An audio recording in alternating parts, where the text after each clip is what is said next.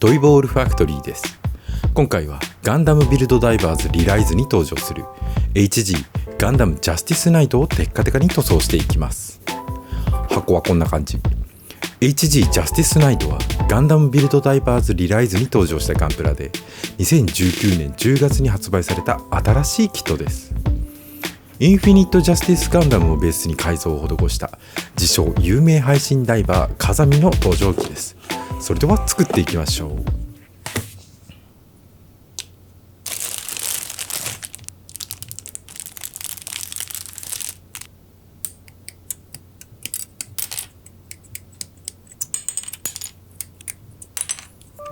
エクシアの塗装で本格的に使い始めたパールシルバーをいろんな塗り方をしてみたいなと思いまして、またここのところ10年ほど前のキットばかり作ったので、そろそろ新しいキットも作りたいなとジャスティスナイトを選んでみました。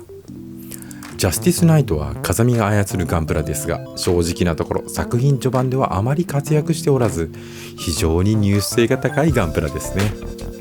しかしデザインだけを見ると非常に強いキャラクター性とシャープなデザインを誇り、序盤の風見の行動も最後まで見てしまえば微笑ましくもあり魅力あるガンプラだと思います。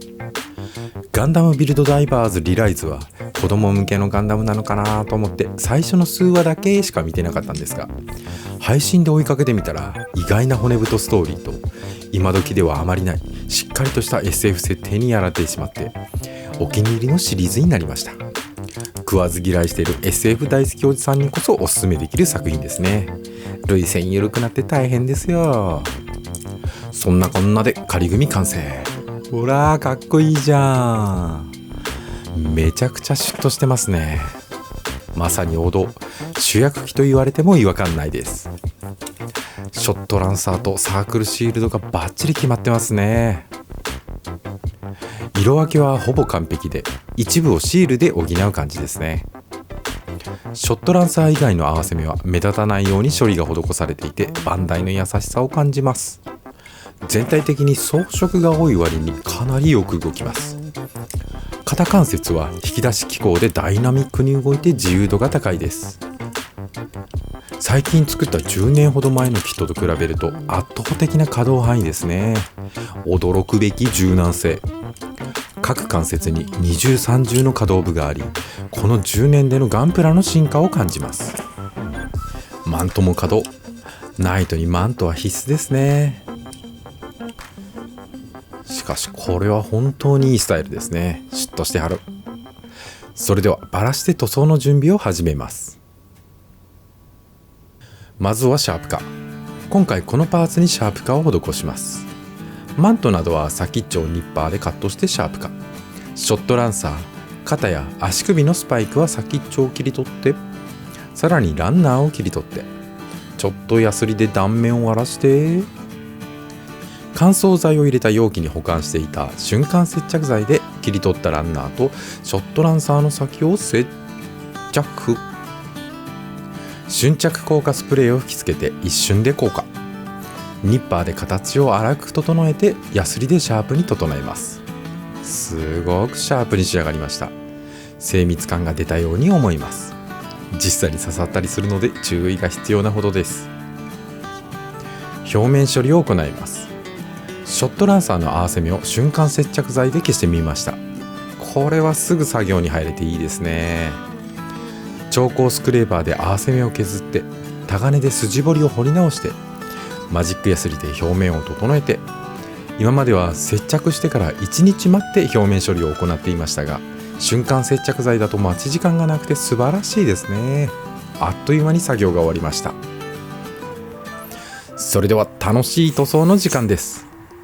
まずはフレームなどをサーフェイサーエボブラックで下地塗装。サーフェイサーは食いつきがいいので剥がれにくく、光沢が必要ないフレームなどではサーフェイサーを使った方が手軽ですね。ガンメタルを塗装します。今回のジャスティスナイトはパールシルバーで塗装するので、フレームは暗めに塗装した方がいいだろうと明るいメタルカラーアイアンよりも暗いガンメタルを選びました。 EX ブラックを塗装します。白装甲とフレームを除いたパーツを EX ブラックでサフレス塗装します。パールシルバーなどメタリック系塗料の下地には光沢の黒を塗装するのが基本ですが、別の色で塗装してみると下地の影響で微妙な変化が楽しめます。スターブライトシルバーを塗装します。これはふくらはぎのパーツですね。設定上では薄い茶色の部分を黒下地の上にスターブライトシルバーを塗装して明るいパールシルバーにすることにしました。 0.5 メガパスカルくらいで、そういえば以前の動画でメガヘクトパスカルと勘違いしていました。お恥ずかしい。それではパールシルバーを塗装します。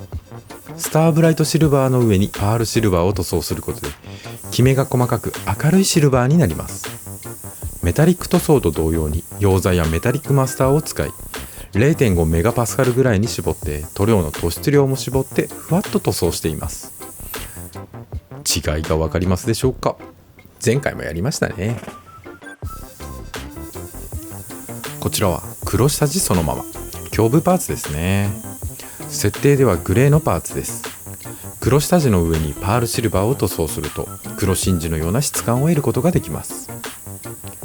塗料を少しずつ塗装しているので変化が分かりにくいですが、一気に吹きつけるとパールの塗料が流れてしまってまだら模様ができてしまうことがあります。そうならないようにぐるぐると頻繁に回転させながら塗装しています。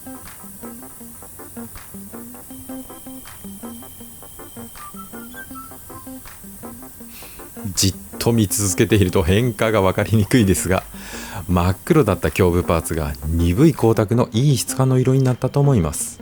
かっこいい。 EX ホワイトを塗装します。白装光ですね。塗料は塗装前に瓶を振って中身を攪拌するんですが、白塗料って混ざりにくくないですか？久しぶりに使ったせいか塗料がそこに沈殿していてなかなか溶けず10分以上瓶を振り続けていました。そして2度目の白塗装、隠蔽力を高めるために白い顔料がたっぷり入っているせいなんですかね。そのおかげで2度の塗装で滑らかな塗膜を得ることができました。さらにその上にパールシルバーを塗装します。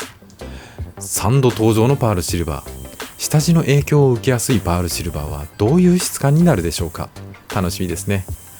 今回は黒下地にパールシルバー、スターブライトシルバーの上にパールシルバー、そしてこの白下地の上にパールシルバーを塗装してパールシルバー3段活用してみました。違いが分かりますかね？微妙な違いではあるんですが、柔らかいというかふわっとした反射になっている感じがします。普段とは違った気品のある白塗装になったかと思います。 GX メタルレッドを塗装します。赤装光をおなじみ小緑キャンディー塗装法で塗装します。色がついたメタリック塗料で塗装することでシルバーとクリアカラーでの塗装をいっぺんに済ませてしまうズボラ塗装法です。塗料代も浮きますし、ホコリが入る可能性も減り、色ムラも起こりにくいといういいことずくめの塗装法。ほんまかいな。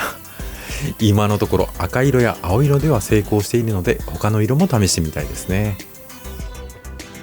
そしてキャンディー塗装の主役クリアレッドを塗装します。クリアカラーの塗装は難しいですね。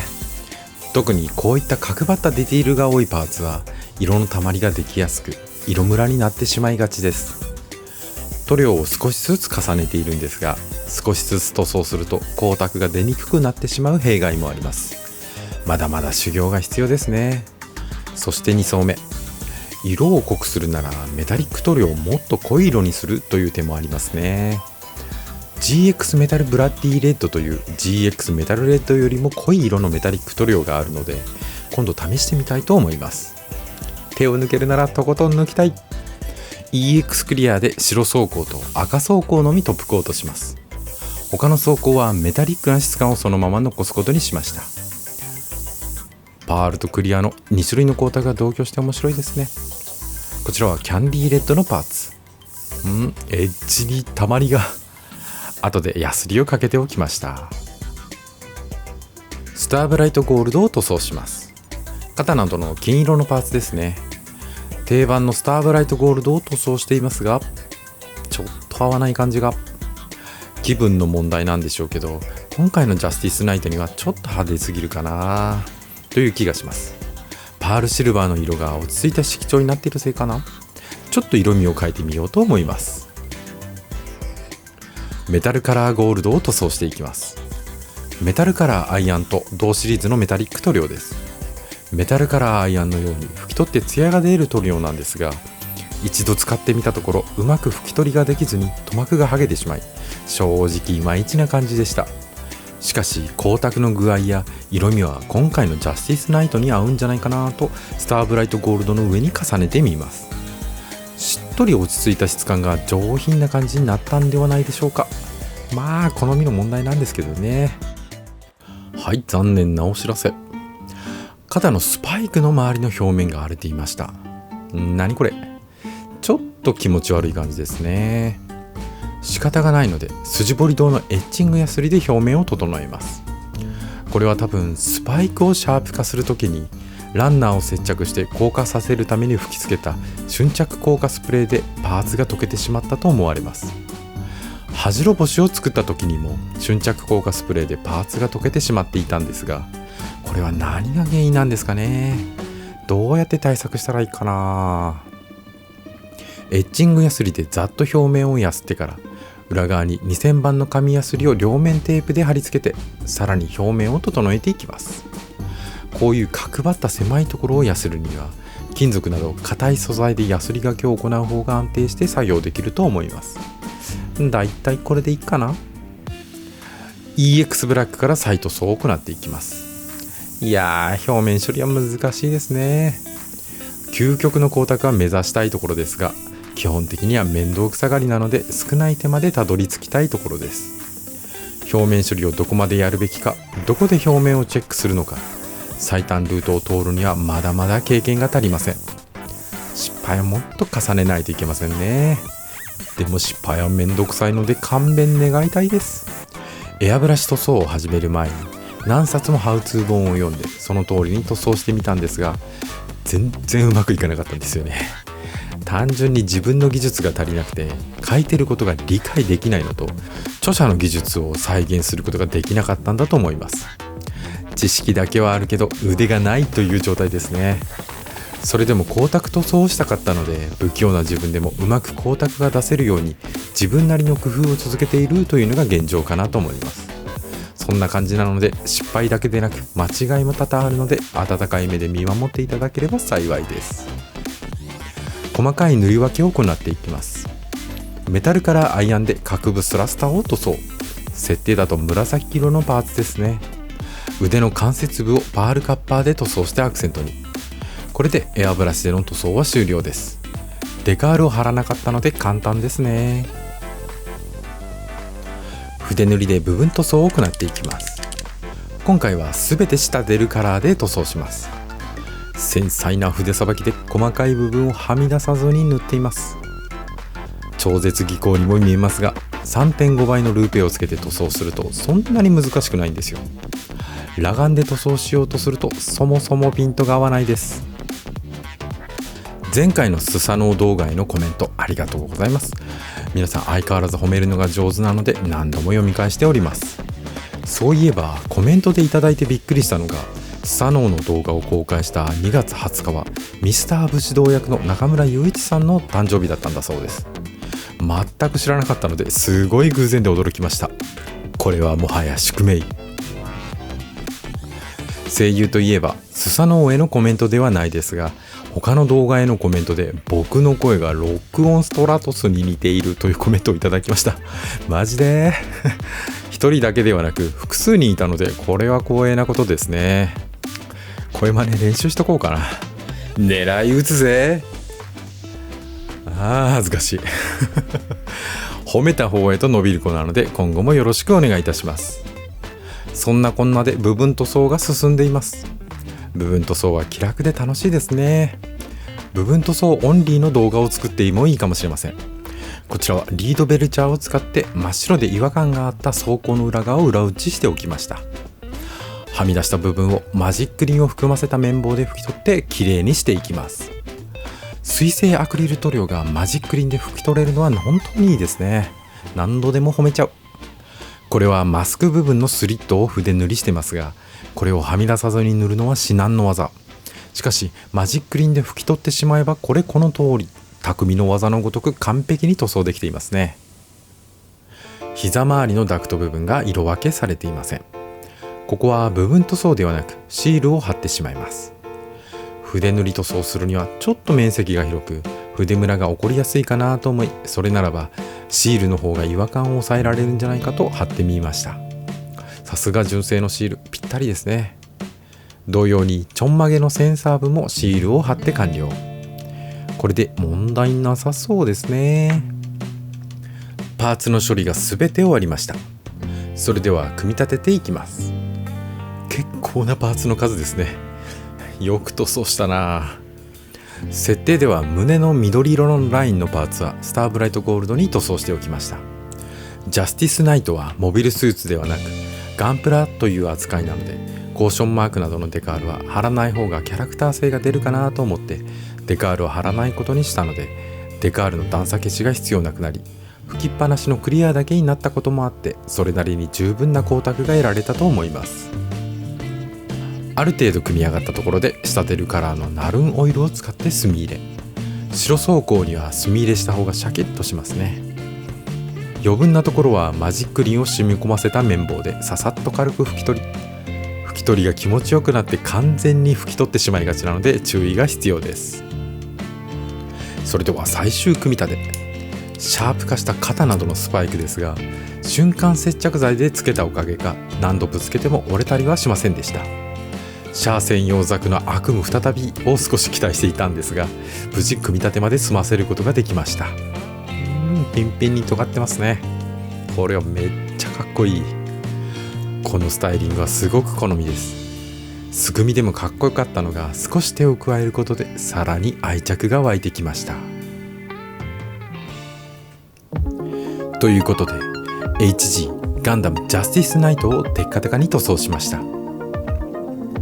最新フォーマットのキットということで、見事なプロポーションと細部に至るまでの色分け、合わせ目処理を最小限にするための工夫など、バンダイの優しさを感じるキットでした。さっと素組みするだけでも高い完成度を得られますし、丁寧なデザインを楽しめる満足度の高いキットだと思います。値段も安く入手性もいいので、隠れた名作と言えるのではないでしょうか。塗装はパールシルバーの下地を変えただけというシンプルなものでしたが、思っていた以上に表情が変わって楽しかったです。また別の下地も試してみたいですね。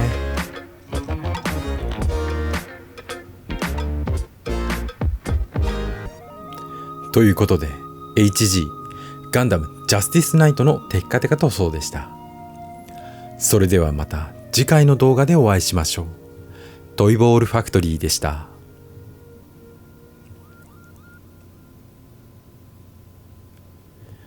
いやー、本当にイケメンガンダム。